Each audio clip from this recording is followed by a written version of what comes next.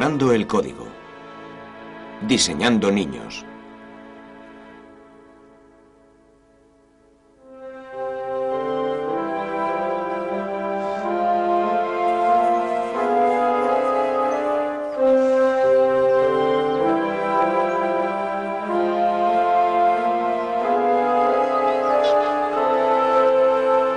La familia Ash de Tomball, Texas, es una de las familias en el mundo que se ha visto obligada a recurrir al campo de la ingeniería genética humana.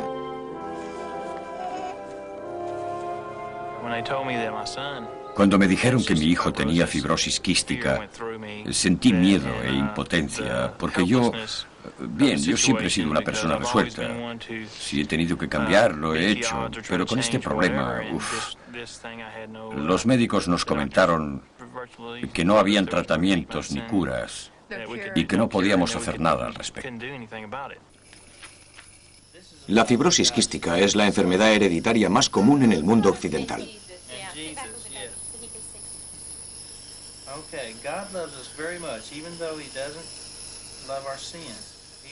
Aunque a muchos niños se les mantiene con vida incluso hasta los 20 años, la mayoría acaban sucumbiendo, como fue el caso de la sobrina de los Ashes, Farrell. Tenía 9 años y pesaba 25 kilos. Era muy frágil. Tenía muy mal los pulmones. No podía vivir sin la mascarilla. Si se la quitabas, aunque tan solo fuera para cambiársela, era como si la matases. Era terrible. Cuando te diagnostican que tu hijo padece la enfermedad, o tus pequeños, nunca te lo imaginas cuando tienes un niño. Crees que las cosas siempre serán de color de rosa y que todo será maravilloso. Con nuestro primer hijo fue todo muy bien, pero con Paul, bueno, nos dimos cuenta que las cosas no iban bien. A los enfermos de fibrosis quística, los pulmones se les atascan con una capa de mucosidad que se convierte en un inmejorable campo de cultivo para posibles infecciones letales. El problema radica en un gen que normalmente mantiene las paredes de los pulmones húmedas. No había cura para la fibrosis quística. Nadie supo cómo trabajaba el gen ni por qué actuaba mal. Los Ash sabían que si no había un gran avance en la investigación de la enfermedad, cualquier día perderían a su hijo. Otro problema que tuvimos fue que yo me preocupé tanto que ya no pude tener más niños. Y queríamos tener muchos. Queríamos que crecieran bien y que si algo nos pasaba, que se tuvieran los unos a los otros. Quizá en este sentido fue también algo muy duro de asumir. Y entonces llegó el descubrimiento científico por el que todas las familias con fibrosis quística habían rogado. Mi hermana me llamó y me dijo, mira las noticias de las 5. Dije, vale, las veré. Sobre las 4:30, Kevin vino del trabajo y yo fui a su encuentro. Esto era 2 semanas más tarde del diagnóstico de Paul. Salí a la calle y le dije, Kevin. Él bajaba del camión. No te lo vas a creer. Él dijo, ¿el qué? Han descubierto el gen. Han encontrado el gen. Empieza a ser frecuente que el gen se encuentre. Pero encontrar el gen no significa encontrar la cura. Porque en la mayoría de las enfermedades hereditarias, y conocemos miles de ellas, la tarea de encontrar la cura puede ser tan frustrante como la de encontrar el gen. Sin embargo, la localización de genes en enfermedades hereditarias ha supuesto una revolución para la medicina, porque ahora se puede predecir la enfermedad, lo cual supone un paso adelante en la prevención. El impacto de esta revolución ya ha sido experimentado por familias como los Ash, pues se ha descubierto el gen de la fibrosis quística. La búsqueda del gen ha sido larga y difícil. Y cuando ves el tamaño de la tarea, te das cuenta por qué. Dentro de cada célula están los genes. Son largas cadenas de ADN.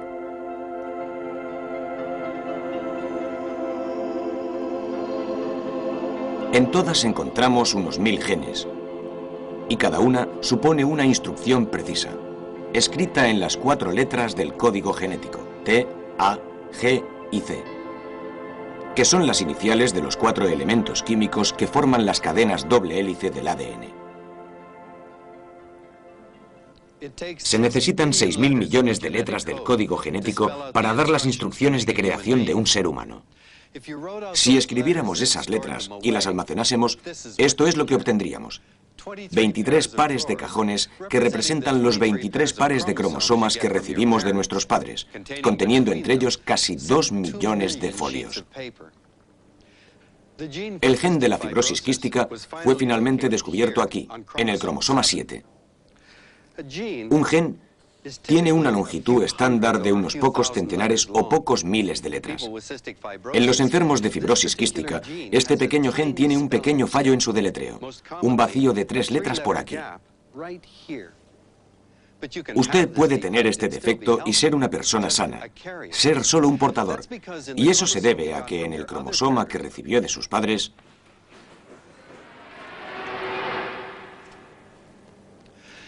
usted tiene una copia del gen, que es normal, pero solo un buen gen de fibrosis quística ya es suficiente. Más de 1 de cada 30 personas es portadora y no lo sabe. Pero si tienen hijos entre sí, hay una posibilidad entre 4 de que el bebé tenga 2 genes defectuosos. Esto es lo que sucedió cuando Kevin y Tessie tuvieron a Paul. Se enfrentaban a la misma proporción de 1 a 4 si intentaban tener otro bebé. Pero entonces los Ash tuvieron una oportunidad extraordinaria para superar este problema. Porque en Londres se experimentaba con una nueva técnica. Tessie Ash fue al hospital Hammersmith, donde Robert Winston la ayudaría a escoger los genes de su nuevo hijo. El problema, por supuesto, es que cuando manipulas un embrión humano existe un riesgo teórico de que puedas dañarlo y si esto ocurre, podría nacer con alguna anormalidad. No sugiero con esto que nacería un bebé al que le faltaría un brazo o una pierna u otra parte porque hemos movido la célula, pero de lo que hay que darse cuenta es que es una técnica experimental. El experimento se inicia con lo que hoy en día es el procedimiento habitual para las parejas que quieren tener hijos por fertilización in vitro. Tras varios días de tratamiento hormonal para madurar los óvulos de Tessie, estos son extraídos con una fina aguja.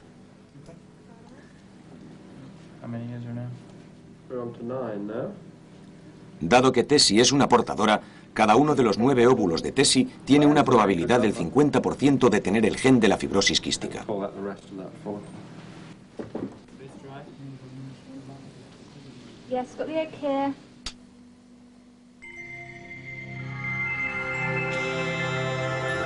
Cada millón de espermatozoides de Kevin tiene la misma probabilidad de tener el gen defectuoso.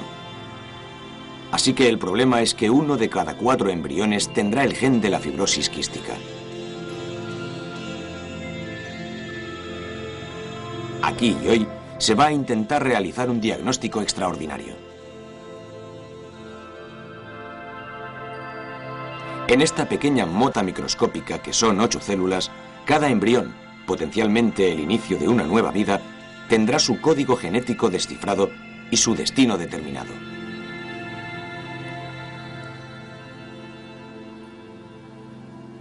Utilizando herramientas más finas que un cabello humano, se extrae una célula de cada embrión.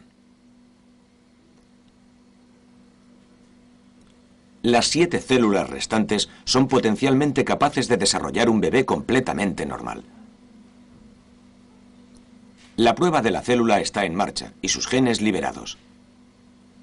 Se harán millones de copias de los mismos, las que sean necesarias para que su código sea legible. Solo se ha llegado hasta aquí con 4 de los embriones de Tessie. ¿Hay alguno de ellos que esté libre del gen de la fibrosis quística?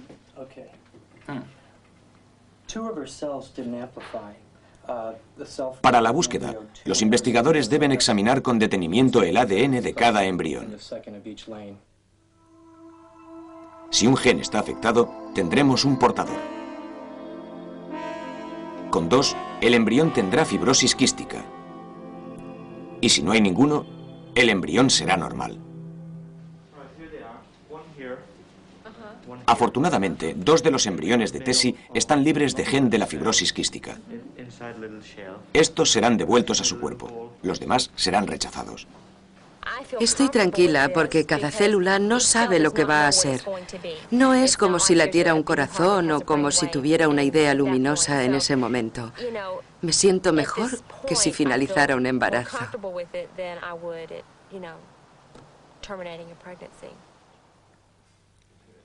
El resto del procedimiento es el rutinario de una fertilización in vitro.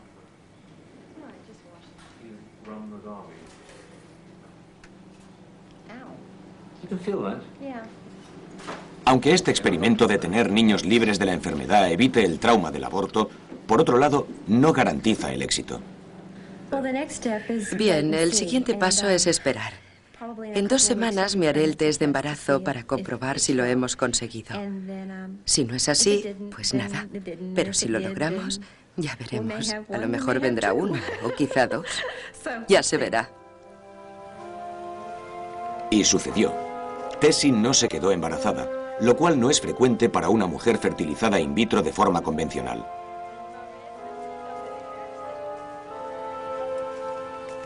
Pero algunas mujeres han conseguido concebir bebés sin fibrosis quística con el mismo método, y Tessie planea intentarlo de nuevo.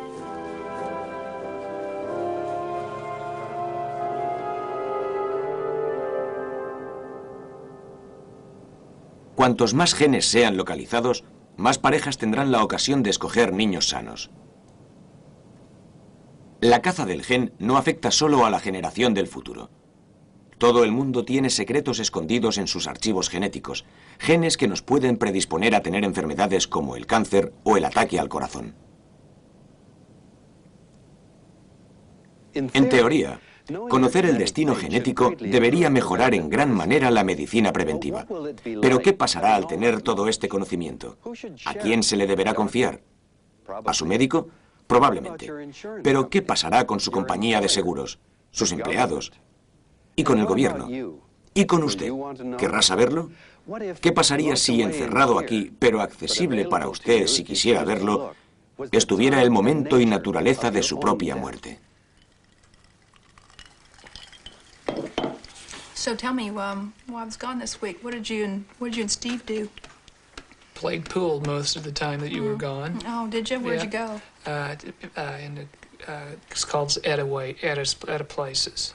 Hace 4 años, la mujer de David, Cindy, empezó a notar algo malo en su comportamiento. Do you remember what we had last night for dinner? What we had last night? Do you remember what we ate last night for dinner? We went to the Kmart. Then we came back. You remember what we did last night? Went to dinner last night. La pérdida de memoria de David no solo afecta a hechos recientes, ha empezado a borrar de su mente casi toda su vida.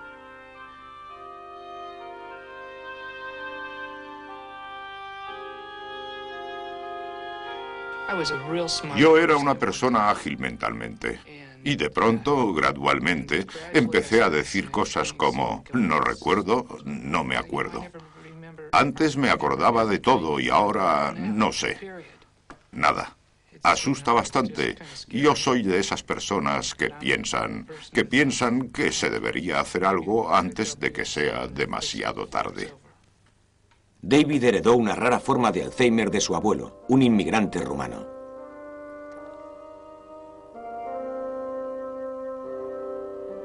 Tres de los 10 hijos de su abuelo tuvieron esa enfermedad. 2 de los que se libraron fueron los tíos de David, Paul y Dan.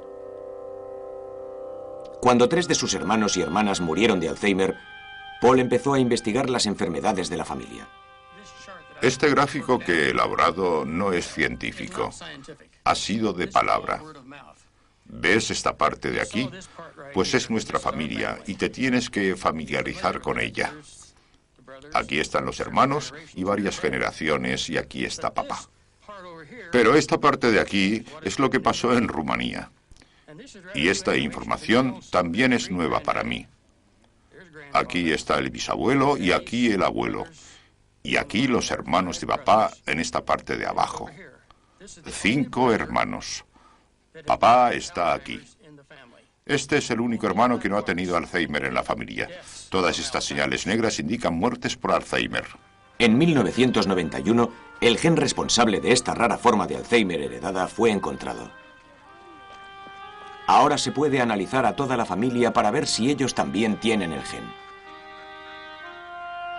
El hijo de David, David Michael, tiene un 50% de probabilidades de que haya heredado el gen mortal a través de su padre y tendrá que afrontar la decisión algún día de ser o no analizado. Pero para otro miembro de la familia, la prima de David, Debbie, esta decisión no se puede posponer.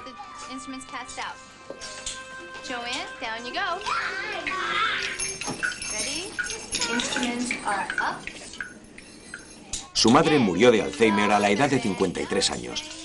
Y Debbie vive con el conocimiento de que ella también puede haber heredado la enfermedad.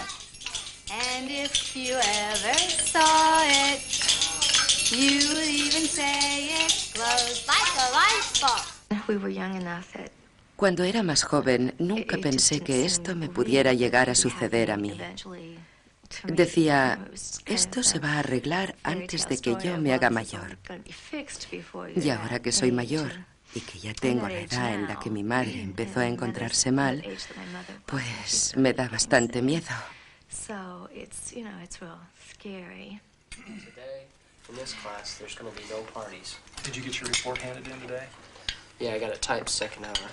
Debbie tiene 3 hijos. El mayor es Josh. Bien, el hecho que más me preocupa respecto al comportamiento de mi madre, que yo veo, es que tiene algunas pérdidas de memoria y que al decírselo al médico, este le comentó que todo era debido al estrés. Mamá ha estado sometida a un fuerte estrés últimamente que le puede haber ocasionado algunos lapsos de memoria, pero es inevitable preguntarte si tiene la enfermedad y si está surtiendo efecto delante de nuestras narices. Siento como si me estuvieran espiando, esperando que haga alguna tontería. Entonces dirán, ¡cuidado! Y creo que es por lo que yo hice con mi madre. Siempre la vigilaba y ahora me doy cuenta de lo terrible que debía ser para ella saber que estaba perdiendo facultades y que todo el mundo se lo hacía todo. Iba a la universidad cuando empezó a empeorar y solo nos veíamos por vacaciones. Era una persona tan magnífica y fue muy duro ver su deterioro. La situación a la que Debbie se enfrenta es hacerse o no la prueba. Si se la hace y el test resulta negativo, se habrá quitado un gran peso de encima.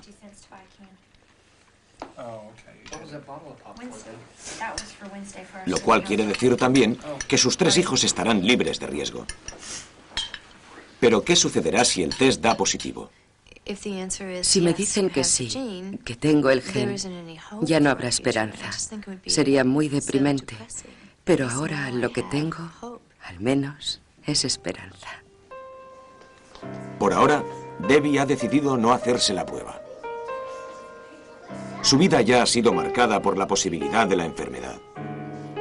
Por el momento, Debbie ha elegido la esperanza por encima de la certeza. Ha marcado mi vida en el sentido de que no he dejado que nada pasara simplemente. Y he intentado aprovechar todas las oportunidades que he tenido para hacer cosas buenas para mis hijos y así marcar una diferencia en sus vidas. Porque sé que la vida es muy corta. El dilema de Debbie me afecta personalmente. Mi madre murió de Alzheimer. ¿Elegiré ver si tengo la enfermedad o no si se hiciese una prueba conmigo? He pensado mucho sobre ello y honestamente no sé la respuesta. Debo declarar que no se ha descubierto un solo caso de Alzheimer por razones genéticas, aunque sigue la búsqueda. Una vez se descubre el gen de una enfermedad, es fácil crear test para ver si se tiene. El problema es encontrar una cura. Así que tras el descubrimiento de un nuevo gen, mucha más gente será capaz de conocer su futuro, pero no de cambiarlo. Por supuesto, todo el mundo anhela que los conocimientos sobre los genes permitan encontrar nuevas vías de tratamiento. Y hay otra posibilidad tentadora. En lugar de intentar curar los problemas que causa un gen roto, ¿por qué simplemente no se sustituye ese gen?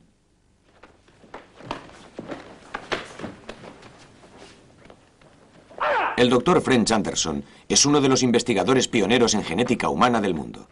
Durante los últimos 10 años ha discrepado con muchos de sus colegas sobre el hecho de decidir si había llegado el momento de reparar los genes humanos defectuosos. No hay muchas cosas que no se me hayan dicho ya, básicamente. Que todo esto era prematuro, que estaba fuera de lugar, que todo era muy superficial, que no iba a continuar sucediendo los próximos 10 años, que levantaba falsas esperanzas, que la terapia genética no se podría aplicar hasta 10 o 15 años. Toda la comunidad científica pensaba todas estas cosas. Pero la persistencia de French Anderson fue recompensada cuando una familia de Cleveland, Ohio, contactó con él.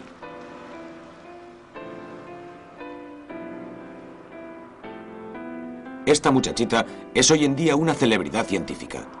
Ashley de Silva es la primera persona de la historia que ha sido tratada de una enfermedad grave a través de terapia genética. Pero aunque ella ha sido famosa mundialmente, su nombre ha sido hasta ahora un secreto celosamente guardado. El destino no ha sido benigno con la familia de Silva. La hija mayor está con discapacitación permanente a causa de una infección vírica. La menor sufrió daños en el cerebro debidos a unas fuertes fiebres. Y Ashley es una de las 20 personas del mundo nacidas con un defecto genético que ha dañado su sistema inmunológico. Cuando se habla de terapia genética, se habla de manipular el maquillaje genético de un ser humano y si se va a realizar una cosa así, se conoce muy poco acerca de las reacciones de los seres humanos ante este tipo de tratamiento. Y bueno, según se nos explicó más tarde, había un riesgo minúsculo de que las cosas salieran mal.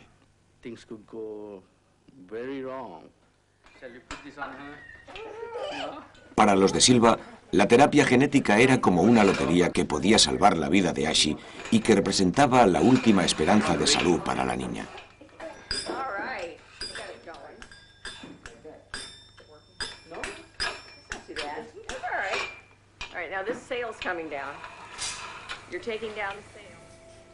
Desde que era un bebé, Ashley nunca ha llevado una vida normal. Sus padres veían impotentes cómo sufría una continua cadena de infecciones amenazadoras.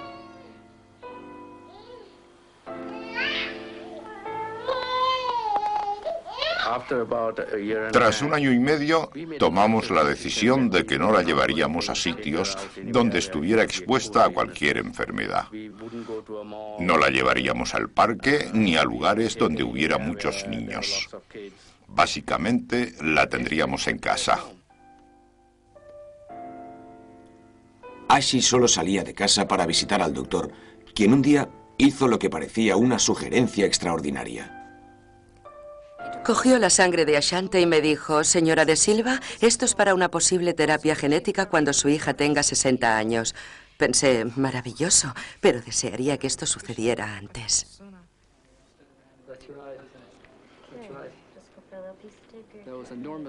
Había una resistencia emocional muy grande a la idea de poner un gen en un ser humano y ver qué pasaría. Nos costó 3 años y medio pasar todos los comités reguladores. Y cuando finalmente lo conseguimos, bien, fue muy importante, y especialmente lo fue porque si las cosas hubieran ido mal con Ashley, todo nuestro campo hubiera sufrido un retroceso. Y había muchas cosas que podían haber ido mal. Lo más preocupante fue el método que Anderson escogió para sustituir el gen defectuoso de Ashley. Utilizó un virus que causaba cáncer a los ratones. Normalmente, el virus se sitúa en una célula de ratón a la que inyecta sus genes letales. Estos genes letales se esconden dentro del ADN de los roedores e inicia el cáncer.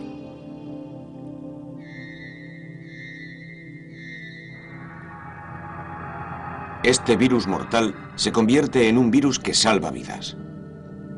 Primero se sustituyen los genes cancerígenos por un nuevo gen curativo. Luego se infecta deliberadamente al paciente con este virus salvavidas y se inserta el nuevo gen igual que el gen cancerígeno. ¿Cuál es el nuevo gen resultante de este proceso? ¿Y qué posible daño causará a las células sanas? French Anderson necesitaba encontrar una enfermedad para su experimento. buscaba una enfermedad que fuera causada por un único gen defectuoso, incurable por cualquier tratamiento conocido y lo suficientemente mortal para que el riesgo mereciera la pena. Pensé con mucho detalle a qué enfermedad me dirigiría, qué sistema emplear. Quiero decir que pasé 15 años realizando todo esto y escribiendo en la revista Science de 1984. Y dije, esta es la enfermedad y este es el sistema. Y en ambos casos la gente no estuvo de acuerdo en aquel momento ni con la aproximación ni con la enfermedad. La enfermedad que Anderson tomó causa los trágicos casos de los bebés burbuja. Bebés que deben estar permanentemente bajo protección contra infecciones porque su sistema inmunitario no funciona. Muchos de esos bebés están perdiendo un enzima crucial llamado ADA a causa del gen defectuoso. El plan de Anderson era dar a estos bebés una copia activa del gen y que debería producir una cura permanente.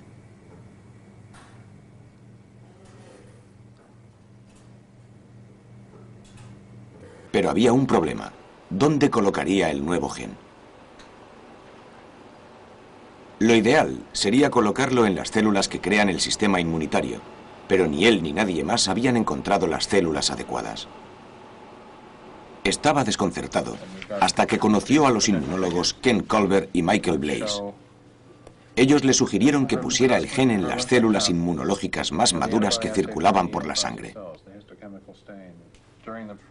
Ya que estas células no tienen una larga vida, la cura no sería permanente. Pero si la idea funcionaba, aunque solo fuera temporalmente, ayudaría a los bebés con deficiencia de ADA y apoyaría el enfoque de Anderson. Por aquel entonces apareció una nueva medicina contra la enfermedad. Parecía que ayudaba a los bebés con deficiencia de ADA, pero Ashi de Silva seguía teniendo muchos problemas para combatir sus infecciones. Así que los de Silva empezaron a discutir si Ashi debía ser la primera persona en recibir la terapia genética. Crees que debes proteger al niño y haces todo lo posible. Personalmente, yo estaba tremendamente nervioso. Estaba muy preocupado con las consecuencias. Era como entrar en una habitación a oscuras. No sabes lo que te puedes encontrar. Nadie lo sabía. It would be less worrisome had the patients shown no benefit from what you'd already done, and you'd say, fine, then I'll scrap that and go on and try something else. And I still just have only these two patients available. El concepto de terapia genética fue tan controvertido que hasta el Instituto Nacional de Salud Pública creó comités específicos para debatir los proyectos de Anderson. Estos debates provocaron la aparición de temores básicos en referencia a la terapia genética. Cuando la gente piensa en ello, lo hace creyendo que altera a la persona de alguna manera en su aspecto o forma. Todas las películas científicas, de ciencia ficción, que la gente ha visto sobre la creación de insectos gigantes, ranas o personas gigantescas resultantes de la manipulación genética, han llevado a la gente a ver todo esto de una manera especial, con miedo. O como el primer paso hacia la modificación de la naturaleza de los seres humanos.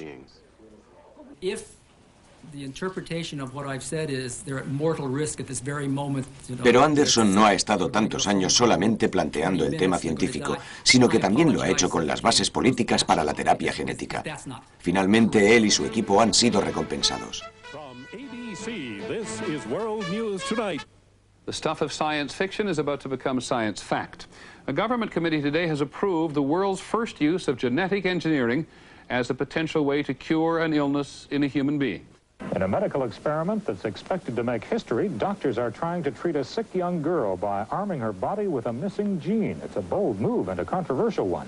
This is a critical first small step for what should be in the future a major revolution in medicine.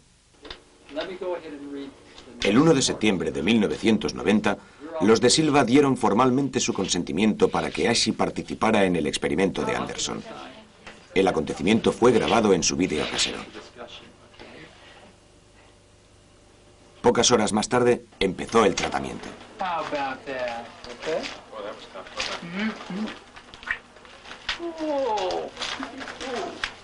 Ashi recibe algunas de sus propias células inmunitarias.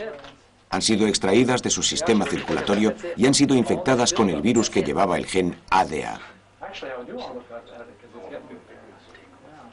Era el inicio no dramático de una nueva era crucial para la medicina. Ashi ha recibido 9 tratamientos. Las primeras infiltraciones no aportaron nada. Empezamos a relajarnos cuando de pronto toda la familia cogió la gripe y todos tuvimos el resfriado más o menos al mismo tiempo. Y adivinen, la primera persona que se recuperó fue Asante. Nos dimos cuenta que su moquillo permanente había desaparecido. Otros detalles, su comportamiento parecía mejor. Estaba menos irritable y más receptiva. Ha recorrido un largo camino. Sus células de ingeniería genética trabajan mucho mejor de lo que lo solían hacer.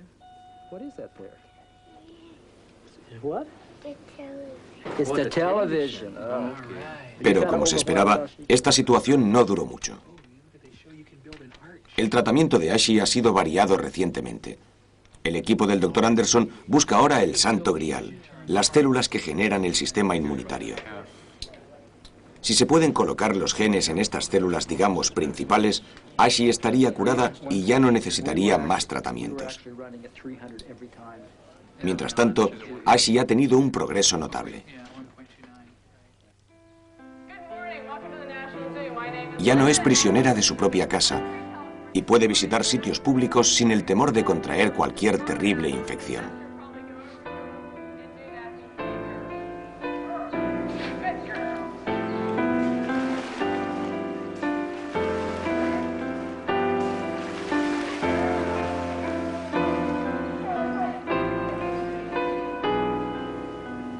El valor de Ashi de Silva y su familia han ayudado a impulsar la terapia genética humana. Desde entonces se han iniciado unos 12 procesos relacionados con enfermedades mucho más comunes que la de Ashi, incluyendo el cáncer o los ataques al corazón. Las puertas de la terapia genética han sido abiertas. Pero aún queda mucho camino que recorrer antes de que la terapia genética esté normalizada. Aunque funcionen los métodos existentes, son molestos y caros. Y aún más, no son válidos para muchas enfermedades en las que las células que hay que sanar no pueden ser extraídas, como es el caso de la fibrosis quística que amenaza la vida del pequeño Paul Ash. En su casa de Texas, la familia Ash intenta que Paul lleve una vida de lo más normal posible.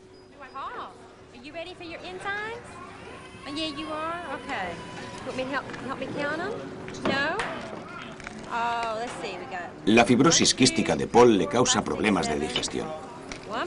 Por eso tiene que tomar grandes dosis extra de enzimas con cada comida.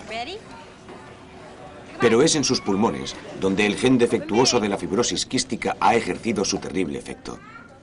Para pacientes como Paul, lo que se necesita desesperadamente es encontrar una manera para sustituir el gen de sus pulmones. El equipo que investiga esa forma de extracción del gen de los pulmones es el dirigido por Ron Crystal, del Instituto Nacional de Salud Pública en Washington.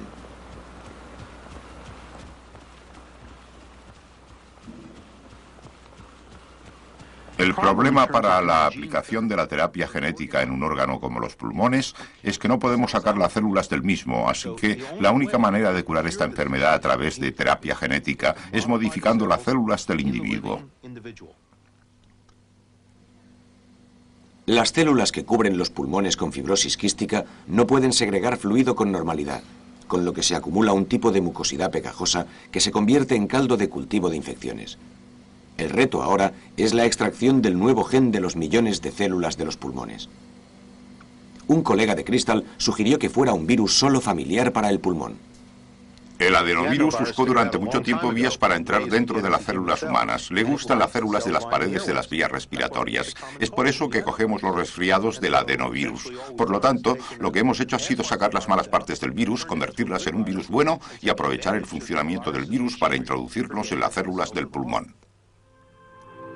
Dado que los objetivos naturales del adenovirus son solo las células que necesitan ser tratadas, se debería transportar directamente copias del gen correcto de la fibrosis quística a donde se pudiera curar la enfermedad, es decir, a las células de los pulmones. Pero a diferencia de los virus del caso de Silva, el adenovirus no inserta su ADN en sus genes huésped, sino que tan solo se mezcla con ellos.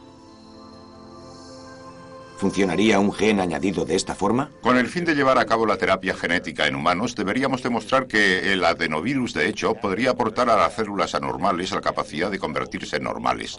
Dado que no hay un modelo animal de fibrosis quística, tuvimos que realizarlo a través de un tejido. Estas células de color violeta son de un paciente con fibrosis quística. Cuando se añade el adenovirus que contiene el virus correcto, las células pasan a amarillo y luego a rojo, al tiempo que empiezan a funcionar como células normales. No tengo ninguna duda de que el adenovirus transferirá el gen normal a las células que cubren el pulmón en individuos con fibrosis quística y que curará el defecto a nivel biológico.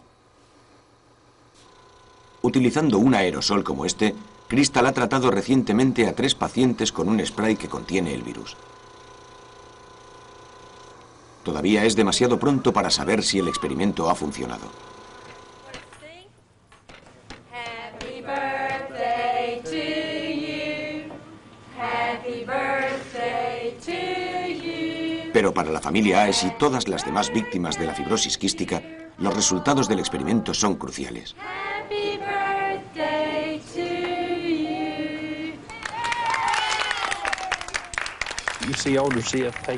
Ves a los otros pacientes con fibrosis quística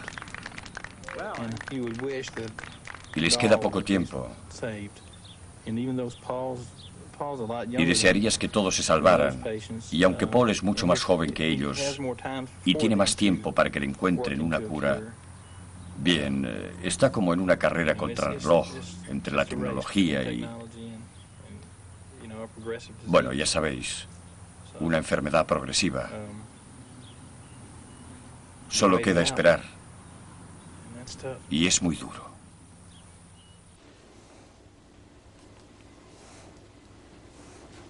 Mientras que se intuyen nuevas formas en el tratamiento de los genes, el hombre que abrió este campo pone su atención sobre el futuro de la genética humana.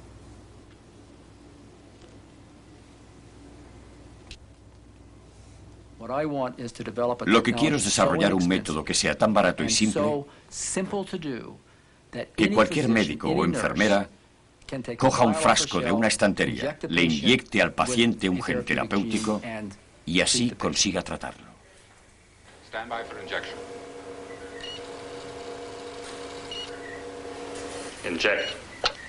El sistema de aplicación del Dr. Anderson no se aleja mucho de lo que fue la película Viaje Fantástico. En este largometraje de 1966, un submarino en miniatura y su tripulación humana buscan y tratan un órgano dañado.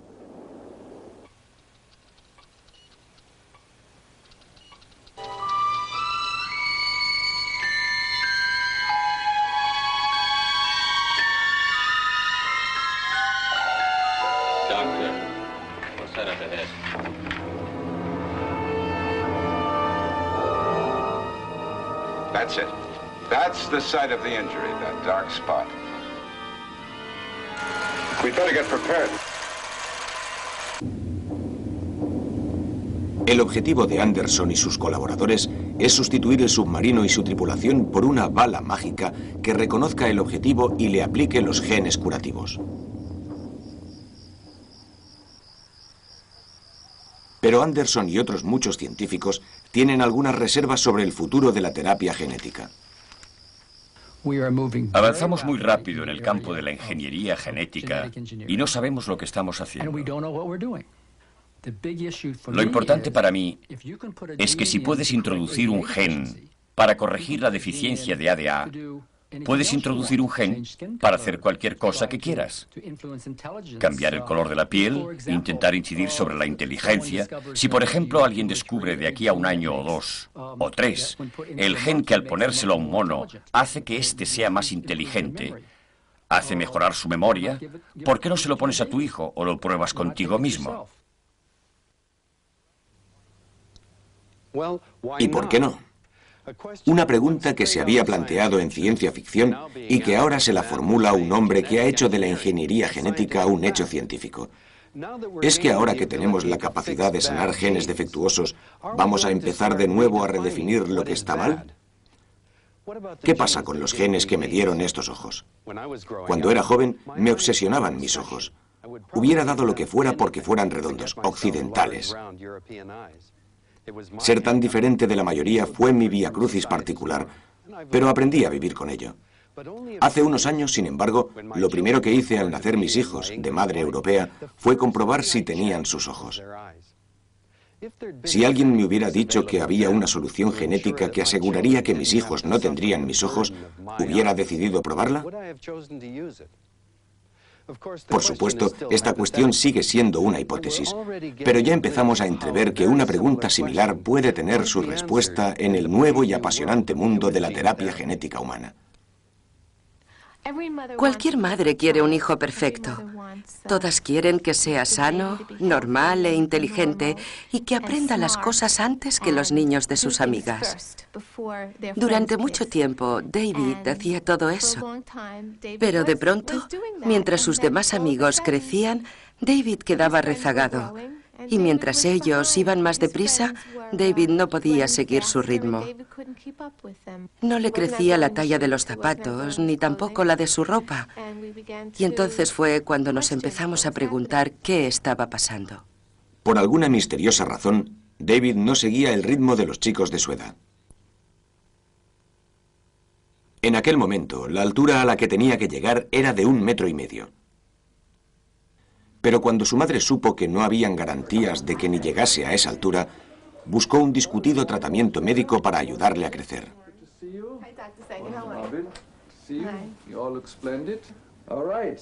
Durante 4 años, David ha recibido diariamente infiltraciones de una hormona del crecimiento. Hoy realiza su tercera visita mensual al médico para ver cómo va todo. La hormona del crecimiento fue desarrollada para tratar a personas que no crecen debido a una razón médica clara. Pero tan pronto como fue posible adquirirla, la hormona provocó un gran interés. Mis colegas y yo mismo nos vimos colapsados por tantas llamadas. Llamaban padres que querían que su hijo no estuviera al nivel de la media, sino por encima. Y así, hacer de su hijo un jugador de baloncesto o que fuera escogido para ese deporte. Esto, por supuesto, va más allá de las posibilidades médicas sobre la hormona del crecimiento y se convierte simplemente en un tratamiento estético que alimenta vanidades. David ha empezado a crecer con rapidez y ya no es un chico anormalmente bajo.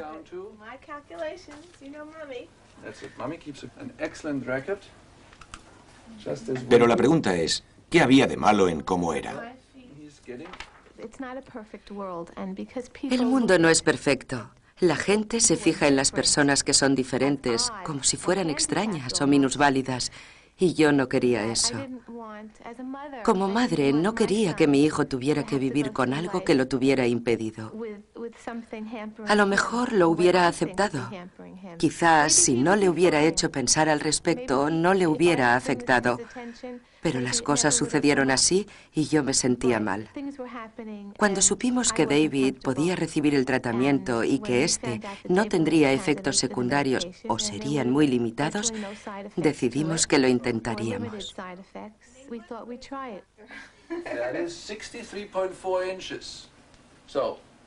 David, all right, you've grown. Very nice. David lo está haciendo de maravilla. Ha crecido una media de 5 a 7 centímetros por año. Su carácter ha cambiado. Se siente muy bien consigo mismo. Está muy seguro. Y yo siento que ya no tengo que defenderle. Estoy haciendo lo que es mejor para mi hijo y lo veo cada día en su rostro. Veo que es feliz consigo mismo y eso para mí lo es todo.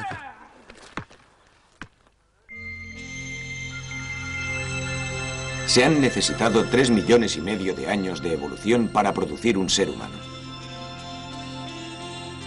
Y 3,5 millones de años de selección natural para que sea como es. Hoy día, nos es posible competir con la naturaleza. Hemos empezado a introducir genes en células defectuosas. Y ya gente como Tessie Ash recibe genes sin defectos para sus embriones.